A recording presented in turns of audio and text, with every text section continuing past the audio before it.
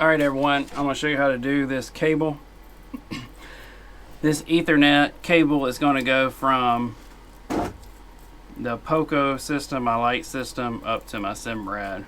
And pretty much any kind of boat, is going to use this kind of cable. This is the Ubiquiti tough cable with the carrier. It's the orange box, and it does have the carrier right here. I went and stripped off the black sheath before let's start here, but basically what you do is you just want to cut some of that outer shield off, that mesh, kind of like coax cable. It's kind of the same thing. And then you got your this is going to be your ground for your tough cable. You want to keep that on there, and you want to go ahead and peel this back like that. Peel it off pretty good, and then you're going to want to cut it off.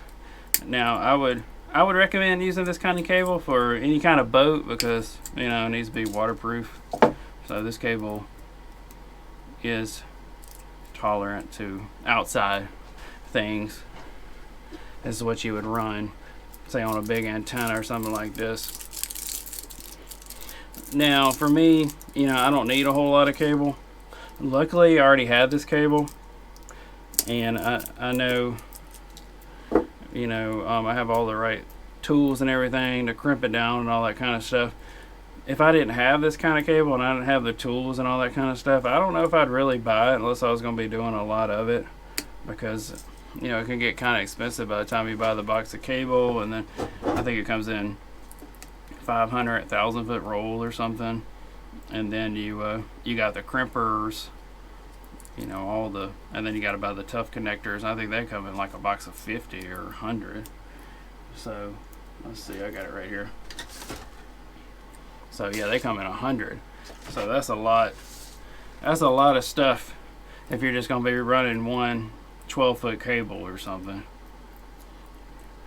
So I just kind of show you how to do it. You just want to unravel everything, cut those shields off like I showed you. Don't forget to leave your carrier ground on there. So just unravel everything real good. So what I would do if I didn't have the cable, I would probably go to a computer place or an internet place, a Wi-Fi place, somebody that does local Wi-Fi, that mesh Wi-Fi, something like that, and just ask them if they will make me a cable, because most all of them are going to have this kind of cable, some kind of outdoor cable.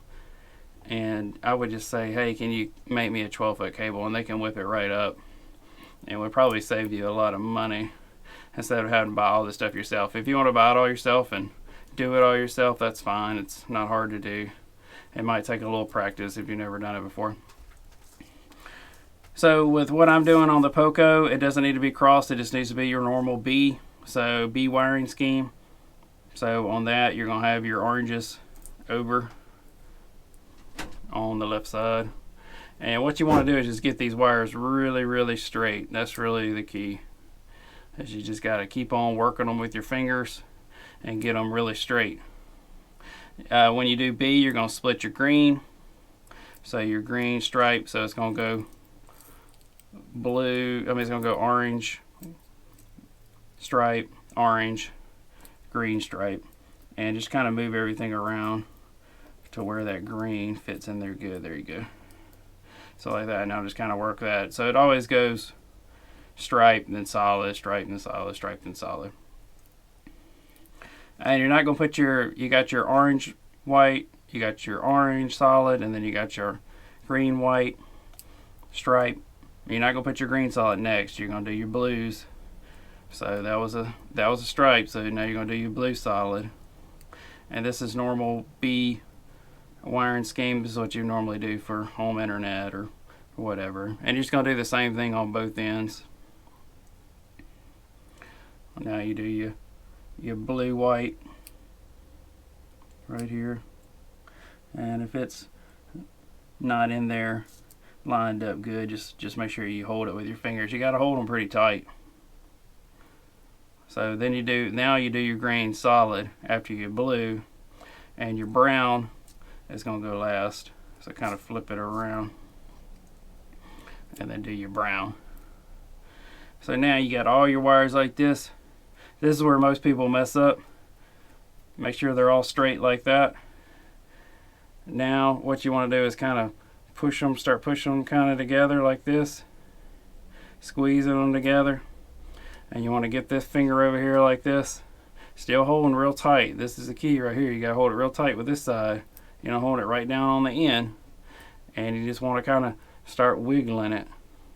Back and forth. Wiggling it. And see, they're going to line up. They're going to get real tight together like that. And you just keep on wiggling it. Back and forth on that right side. I'm doing it with my right hand. I'm still holding. I'm not moving this hand at all. I'm just going to wiggle with that hand until it's really lined up good. And now I'm going to use my crimp tool. And it has the little cutter on it. And you just want to make sure you cut it really straight. So go on down by that other finger until it stops. And then I cut it extremely straight. If you don't get it perfectly straight, you might better use some diagonal pliers and kind of trim them real straight with that, if that is. Now you take your plug, your 45 plug, put it on top like that, and you just want to kind of go real slow at first and make sure they fit all in there. And oh, don't forget to put your heat shrink on there, which I just did. So let me take that off and slide my heat shrink on here like this, because I definitely want to put some heat shrink on there.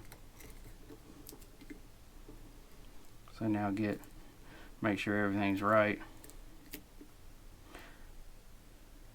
And of course it's off now. So make sure your green, white is back where it needs to go. And just work them with your fingers. I see I'm twisting that right wire. Twisting until it goes in there good. And now get either your diagonal pliers or your crimp down tool and make sure it's really flat across there. And then put your little connector and you just want to slide it on. And then you just slide it on real hard. And you should start seeing the cables come out.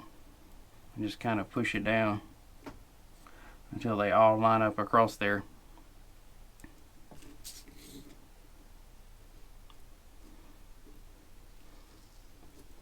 And once you think you got it pushed down good, you can kind of start seeing your gold of your cable come through there. And then grab your crimpers and just go ahead and lock it down.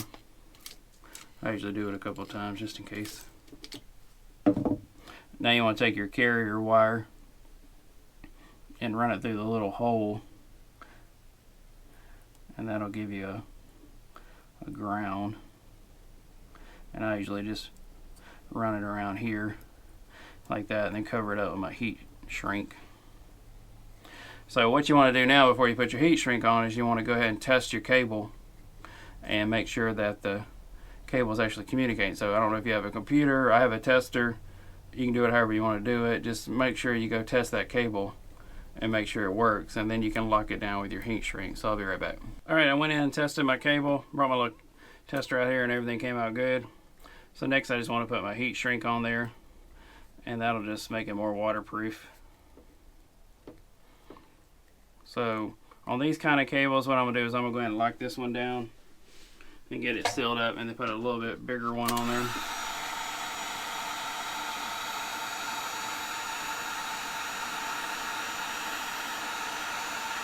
This heat shrink's kind of long. You don't really need one this long. Just don't hit your plastic pin right there. You'll burn it up.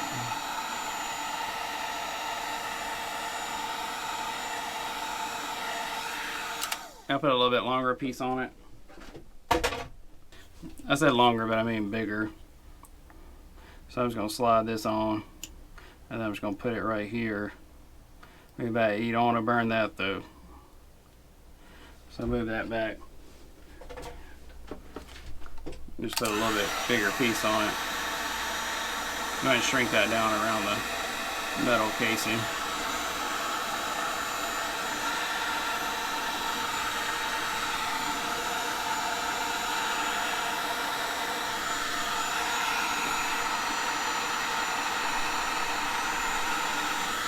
There you go. So now you got the heat shrink on there. You got the grounded RJ45 plug with the outdoor cable. That's about as good as you're gonna get for something like this. I don't know if you can buy a tinned Ethernet cable. I don't think you can. I think this is gonna be as close as you're gonna get. Like I said, I'm using the Ubiquiti cable. That's what I recommend. But I'm sure there's other brands out there. Here's the Ubiquiti tough cable connectors, and the tough cable with the carrier ground is what I'm using.